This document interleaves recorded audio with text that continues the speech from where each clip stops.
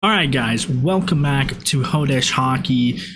We have 6 games since my last video, so this might be a little bit longer of a video, but fortunately for us, I'm doing this right after the Kings have won 3 straight games, so it's going to be a good one. There's a lot of positives, there's some negatives, but we're going to get into it right now. So we left off last time with the injury to Drew Doughty.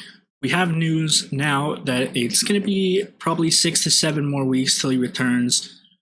Unfortunately, the bigger injury is Sean Walker is out for the year. And it really sucks to see Sean Walker go down because he looked really good. I think, I was pretty critical of him in the preseason videos, and he's been proving me wrong, or he was proving me wrong. I really liked what I saw from him. I talked about it in the first, recap episode this year that the Kings defense has actually been more active. It's not just been talk. They've gone ahead and put their money where their mouth is. And Sean Walker was a big part of it. So losing him, especially without Drew Doughty in the mix, was not ideal. The Kings have done pretty well, even though he's been out. But we're gonna see what exactly it means for the team. Other than that, unfortunately for Gabe Vilardi, he was put on the COVID protocol list. And more unfortunately for Gabe Vilardi is ever since he's been gone, the Kings have went 3-0 and looked like a really good team again. It's something that I talked about pretty heavily in the first video, is that the Kings did not look like a team that had 4 really good lines. We had 2 pretty good lines and 2 lines that just didn't know what they were doing. Since Vilardi's been out, Elias Anderson came back, and the team is shaping up really well. I mean, throughout the win streak, you could really argue that the third line with Kupari has been the best line. You could even argue that Blake Lozad's line has been the best line. I mean, the fact that the team right now is rolling 4 lines, even when they're losing, which is, I think, the biggest thing. It's, to me, the biggest difference that I've seen from the Kings of the past 2 or 3 seasons to this year is that 2 years ago, if the Kings were down 2 goals, the game was over. They were not going to fight back. I don't know if it was a mental thing. I don't know if the team just wasn't good enough. But this year, it really doesn't matter if they're losing or winning. They seem to keep going. And the fact that right now we can roll 4 lines and all 4 lines are handing off to the other line and, helping each other out really is a big reason why the Kings are looking pretty good again. So I mentioned that Elias Anderson came back in the lineup. I think he's looked pretty good. He's kind of been moved around. They tried him on the first line with Arvidsson going out with COVID. It didn't work that well. And honestly, that's kind of one of my negatives about the team right now, is that the first line isn't doing what they were at the beginning of the year. Obviously, right now, we are looking at the stats, and Kopitar is still leading the team in goals and points. But that line's really slowed down. And Arvidsson, I think, has picked it up. It's Dustin Brown that worries me. There's a lot of questions as to if Dustin Brown is a top line player. I think the first couple games of the year kind of made people forget, but one thing you have to remember is that he kind of does this every year. Brown will start the first few games really well and then just loses steam, and I feel like he's doing that right now.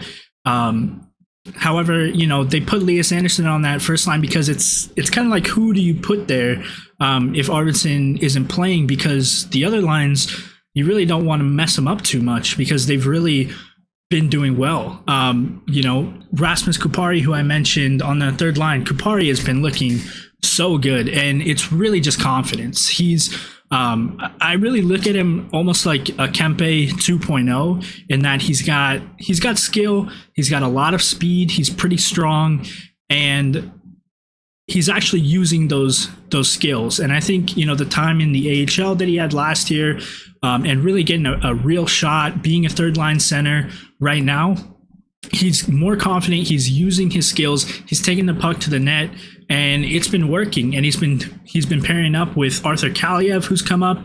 Kaliev's been looking pretty good. I think Kaliev, there's still a lot that he needs to develop, especially with the speed of the game. You can just tell that things happen a little bit too fast, and he's not reacting well enough. His size and strength is also a little bit of a concern. He gets knocked off the puck a little bit too easily. But I think the Kings, what they're doing with keeping him in the NHL and giving him ice time, giving him power play time is the right call. Because I think if you put him back in the AHL, he's not going to be able to adapt to the NHL speed. He needs to be in the NHL, make some mistakes, but learn on the go. And I think he's been able to do that. He scored, a big goal against the Blues in the last game. And I just think he's shaping up to be the player that people want him to be. I don't think he's ready yet. No one expects him to be ready yet. But from what he's been able to do so far and what the Kings are giving him in terms of ice time and opportunity, he's really doing a good job. And another newcomer, quote unquote, is Cale Clague. Cale Clague had to be called up with both Walker and Doughty being out. And I talked about Clague in the season preview where, he is kind of running out of time and he needs to, get an opportunity to show what he really can do. And, I wanted him to kind of fight for that position, fight for that spot. But I talked about in the preview how, the D-core was kind of set already. It was pretty hard to break into it. Now that the injuries have happened, Walker goes down, Clay comes up, he's getting first line power play time, and he's looking pretty good. He's gotten a couple points already now, 3 points, I think in 3 straight games. So he's been more active. His defense has looked pretty good as well. He's being teamed up with Edler, which I think is a smart call to give him, an experienced defenseman to kind of watch his back. But I've loved what I've seen from Cale Clague. And another defenseman that I want to talk about, I talked about in the first video, is Bjornfoot. Bjornfoot continues to just really develop and be a much better player than what we've seen from him. The injuries mean that he's getting more ice time. He's getting more trust from the coaching staff. And I honestly don't have any complaints from Bjornfoot. The defense that he's been playing has been really good. He's chipping in offensively now as well, getting some points. So Toby's been one of the better prospect, players that has started the year for us. And I'm really excited because out of all the defensive prospects that we don't have many. But besides Brant Clark, Bjornfoot was kind of the highest picked and, in the most NHL ready, you could think. And the fact that he's now, after, 2 years of flirting with the NHL, in the NHL, getting quality ice time and playing well is a super, super good thing for the Kings to see. And continuing on the theme of players that I was kind of down on in the season preview that have really exceeded my expectations, one is Blake Lozad. Blake Lozad, I talked about how, you want to see someone else kind of move into his spot, but you just have to give Lozad credit because just like the way he plays on the ice, he just fights for every minute of game time, every game on this team, and he continues to deliver. He does exactly what the team wants him to do every single shift with 110% energy, and it's a really important piece to this team that, really relies on that bottom six, putting up a good good offense, good defense, and taking a little bit of the load off the top six. And, paired up with him, Brendan Lemieux. I was a big Brendan Lemieux hater when we got him. I've been converted. I love Brendan Lemieux now, not just for what he does on the ice, but just when you watch him, it looks like he's always having fun. He's a really fun guy to root for. He really hasn't done any controversial things with the Kings so far. That helps a little bit. If he was kind of a dirtier player like he maybe was in New York, it would be a little bit tougher to like him. But I think what he's done since he's come back into the lineup for that bottom six, has been really helpful. Just the energy that he's putting out there. I think like the way that I feel when I watch him, I just think he's a great guy to have in the locker room. You can see how happy he gets when he's on the bench with his teammates. I think that's a pretty big, important thing for this team because, it's been 3+ years now of not great times. So having that hype man kind of person on the bench, I think helps the team, and he's been helping out offensively. I mean, he's a lot more skilled than people give him credit for. Obviously, he brings, the toughness and that kind of stuff, but mainly I've just been loving what I've seen on the ice from him. A lot of hard work, good on the forecheck, getting some offensive opportunities, and really can't ask for more for a bottom six player. Some other things I want to mention is Vladimir Tkachov.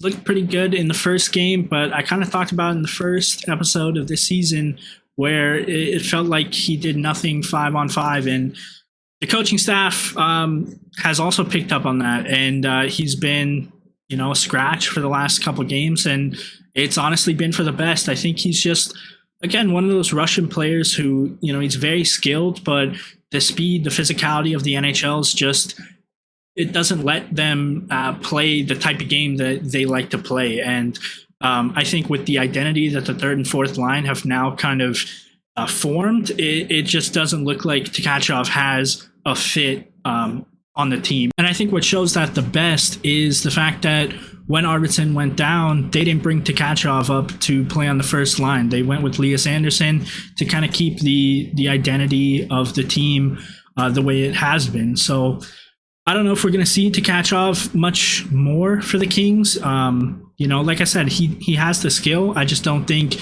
he can put it together at the NHL. And, maybe if you give him a lot of time, the same way that they're doing with Kaliev, it could work. But, I'd rather them put time into the younger Kaliev than kind of a unknown free agent Russian signing.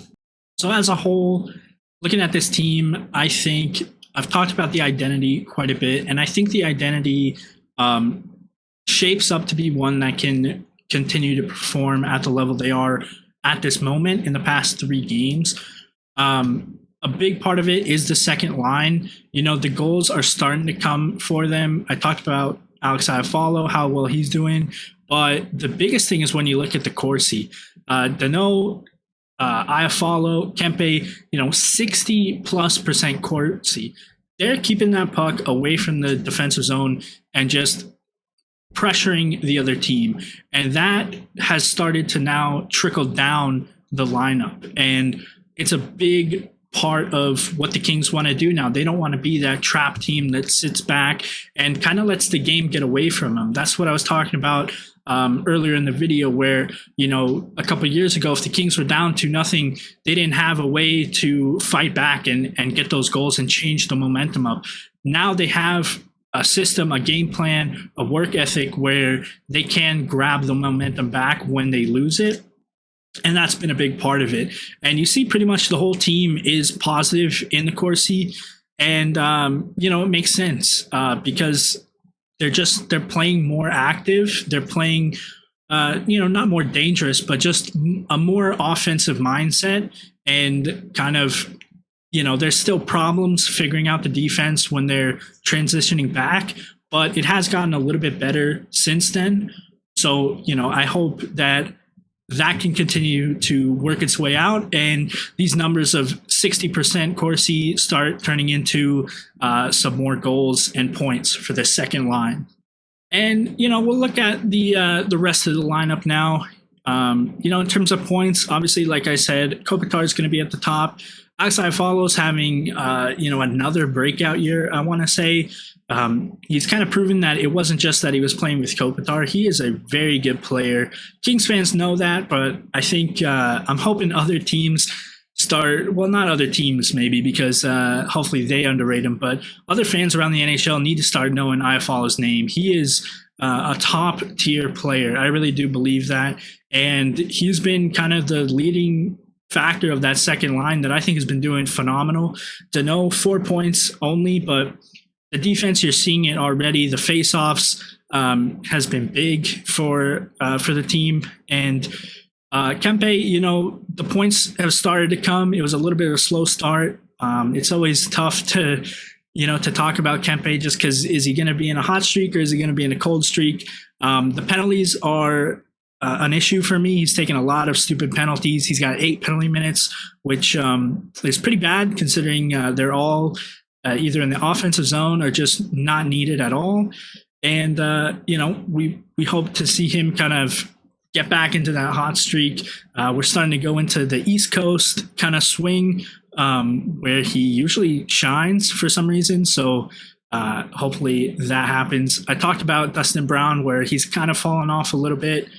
But other than that, it's really been a team effort. Besides kind of the top two guys of Kopitar and Iafallo, everybody's just been chipping in, and the team hasn't had games where they've really blown teams out. We had a good game against the Canadians, the first game against Vegas, but every other time we've won, it's just been every guy really, trying to do their part, and it's been winning by committee. And as I talked about in the preseason videos, that's how the Kings are going to have to win. We don't have the superstar talent that other teams have, but we do have a lot of middle six level players that, if they do what they can, should help this team win games. And luckily for us right now, we're in a 3-game win streak. It makes our record look a lot better than it did a week ago, but they're going to need to continue it. And that's going to be a big part of the next discussion, which is goaltending. So goaltending, they're going back and forth between Quick and Peterson, and I can't fault them, because right now, neither guy has really shown to be the better of the two. I think Quick has been giving some better performances, but at the same time, he's still just letting in some goals that should not be going in. And we saw it against the Blues in the last game, where it should have been a 2-1 victory, but just kind of a soft goal with 7 seconds left that just shouldn't be scored. There's fault to be put on the team for not keeping the puck out of the zone, especially when they're on the power play. But it's just a goal that shouldn't be going in. And Quick's had that problem for a little while. It looks like it's still there, but at the same time, he's, I think, looked like the better of the two goalies. Cal Peterson's not really done anything that's made me say, yeah, it's time to go with Cal every game now. So I think the team's probably going to go with both of them for the next little bit until Cal can prove that he's the number one goalie. And, I talked about it a lot in the preseason. I talked about it last game, where goaltending is going to be our biggest, variable in our success in the season. If we can get solid goaltending, we should be a very good team. We've been getting solid goaltending so far, but how's it going to look over 82 games? That I'm not sure. And so for the last part of the video, we're going to go over the games. Now, I don't know what these two games are. I don't think they happened, so we're not even going to talk about them. But we pick it up against the Jets. So the Kings actually looked pretty good against the Jets. I think the biggest problem was you could just see that the Jets were a better team. They had more skill. Their size, I don't watch many other hockey games besides the Kings, but it just surprises me how the Jets aren't one of the top teams by like a mile, because they have so much skill and they're so big and strong. I think that they don't give 100% effort for a full 60 minutes, but when they do, it feels like they should be able to score at will. They look pretty good against the Kings. The Kings did kind of, fight back here, but at the end of the day, Jonathan Quick, gives up a couple of goals, and we lose out on a game that I honestly did think we had a chance to win. Then the Canadians game, this was kind of the turning point right now of the season, where just a beautiful game from the Kings. Second line really popped off. Iafallo had a pretty amazing game. And I loved what I saw from it. The Canadians, not a good team right now, so it's nice to see that we can beat teams like this, and that the Vegas game wasn't a fluke. So, pretty good game there. Next day, the Sabres came into town, and, can you really say the Sabres are a good or a bad team? I don't really know. I will say that I'm very worried about Jack Eichel now being in Vegas. I was a big Eichel should go to LA person. So now that he's on a direct competitor, a little scary.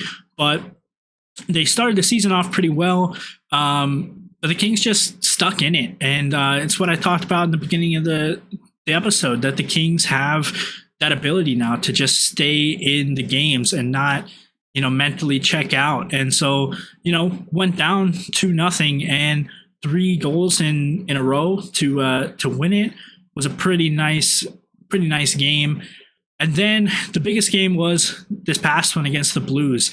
Again, we go down, But third period comes around, Kaliev shows off his shot. If he can just find ways to get more chances to shoot, he's going to be scoring goals like we imagine. It's just like I said, he needs to be able to get to the NHL speed and figure out how to get himself time and space. But besides that, I mean, it's not just the shooting that he's had. He's been making good passes. It's obvious that the skill level that he has is very good. It's just he's got to get, the quickness down to really use that as much as he can. But again, a game that, like I said, the Kings should have won. It's unfortunate that they let in the goal very late to bring it to OT. The Kings dominated in OT, which is a nice throwback to the original 3-3 overtime, because they kind of got away from that during the past couple seasons. And then the shootout, great goals from all the guys that you want to score great goals. Kopi's didn't score, but it should have, hitting 2 posts, pretty unlucky. So just a nice game. And the fact that we were able to beat St. Louis after losing those first 2 games against them, pretty embarrassingly, it was nice because it kind of shows hopefully that, the 2 games on the weekend weren't flukes against bad teams. But hey, look, this team that, a week and a half ago just demolished us, we were able to come back and play them. I think the Blues really beat us for the first 2 periods, but again, Jonathan Quick had a really good performance, kind of until he let in that goal by Torrey Krug. So, it was good goaltending and just staying with the identity, the mentality, rolling 4 lines. Eventually, Kaliev on that 4th line gets the first goal. Second line gets the second goal. And, just again, team effort is what won us that game, and hopefully is going to continue to win us the game. So that is where I'm going to end this episode. Kings have a few games coming up. I'm actually going to go, hopefully, knock on wood, to Canada for a couple of the games. So expect to see some live footage from the Montreal game, the Ottawa game. Looking forward to that. Looking forward to the Kings being in the East Coast because, like I said, some of the players on the team really perform a lot better. I don't know if it's the style of game that's played in the Eastern Conference, a little bit more free-flowing, not as heavy, not as physical as the West Coast, but should be fun games, and we'll, hopefully continue this winning streak. Like I mentioned, I think the Kings can do it. It's just, question marks on the goalie position. Question marks with what's going to happen with Gabe Vilardi when he comes back and is healthy. What's up with Athanasiou? Is he going to come into the lineup? Where is he going to slot? Because, do you move Grundstrom down? I feel like maybe Grundstrom's kind of the weakest link in the bottom 6, but at the same time, I love Grundstrom. I like what he's doing. I think you need that physicality, that strong body that he has. But at the end of the day, the Kings do want to see Athanasiou play. That's why they re-signed him. So where is he going to slot in? Will he make a difference positively, or will it be kind of a Tkachov situation, or unfortunately a Gabe Vilardi situation where he just kind of takes away from what the team is really trying to do and the energy that they want to play with? So stay tuned for all that. I hope that you guys enjoyed. I hope you guys subscribe. If you like the video, like the video. Unfortunately, if you have been finding these videos on Reddit, my Reddit account got deleted for some reason. Trying to get it back, but not as active on the King subreddit as I usually am, which is unfortunate. I think I'm gonna have to bite the bullet and make a new account. So go ahead and follow me there at Hodesh Hockey, where I'll continue to post my stuff if it doesn't get me banned from the site again. But yeah, that's the video. That was a pretty tale of 2 half week plus for the Kings. So we'll see how they can carry this momentum going forward and going on the road, because all 3 of those wins were at home. How are they going to do on the road? Hopefully pretty well, because it's a little bit depressing watching the Staples Center just not at capacity. So it'll be nice to see them live in a full stadium and just playing in full stadiums on the East Coast.